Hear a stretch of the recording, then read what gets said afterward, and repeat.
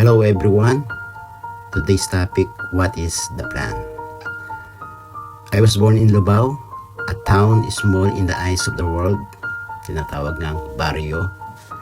Pangunahing trabaho ng mga tao doon ay farming and fishing. And life there was simple, sometimes joyful, but often hard. Men spent their days sa bukid, pagsasabong, pangiinom, sugal, and our favorite pastime is basketball.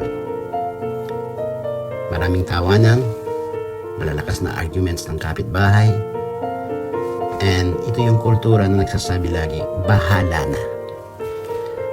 During the Middle East boom, halos lahat ng kalalakihan nag-Saudi, chasing a dream far away from home. And me, I just moving with the motions of life. Walang plano, walang pangarap, no strategies. Because no one taught me how. No one guided me, no one motivated me, no one gave me a direction. It's just a pure motion without a plan.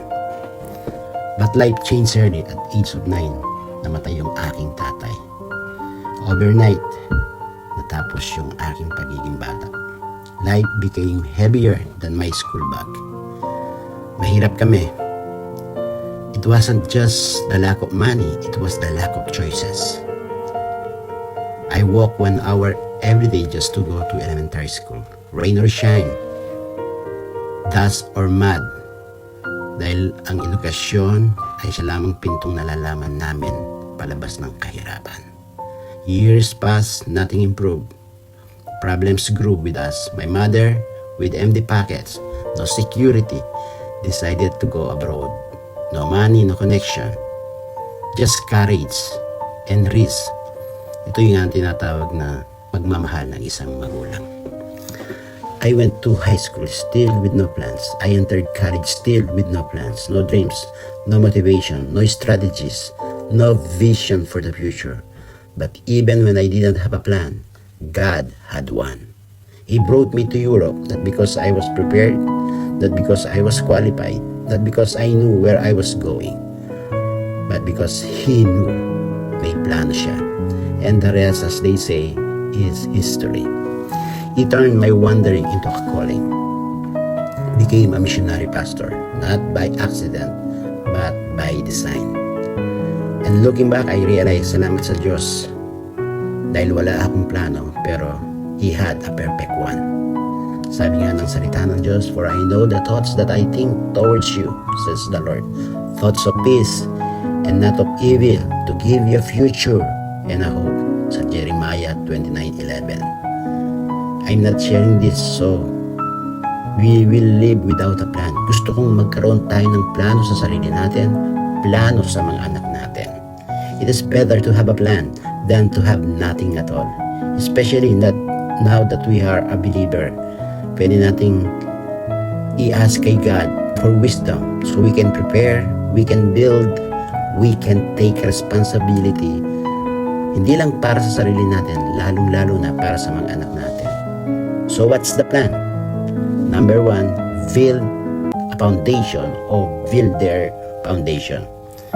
Under this spiritual life, embed God's word in their hearts. Let them serve while they are young. Mag-invest po tayo sa kanilang mga spiritual growth. Let them hear God's word through YouTube, through social media. Buy them books that will enrich their mind, their talent. Under this also education, let them reach college, university. Pagtapusin po natin sila ng mga koleyo o universidad. Teach them how money works.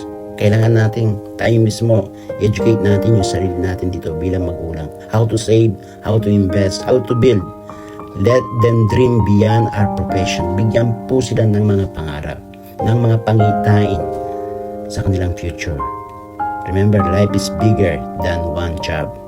Number 2 is know their purpose or ipaalam ang kanilang mga layunin sa buhay.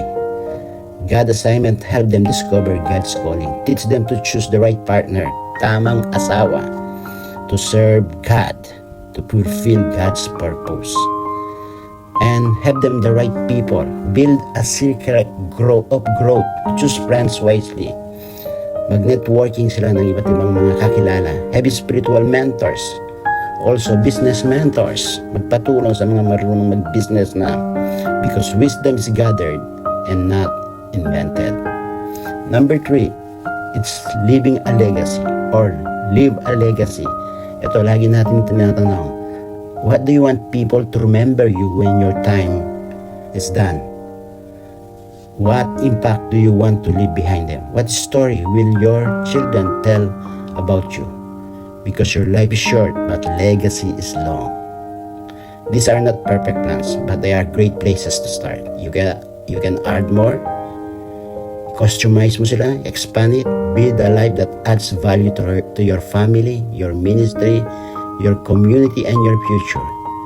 Even when you plan, always remember God still has the final say or final blueprint. So make a plan, asking God to breathe on it, pagpalay ng Diyos ang plano mo. Because with His wisdom, our lives don't just survive, they flourish. God bless you all.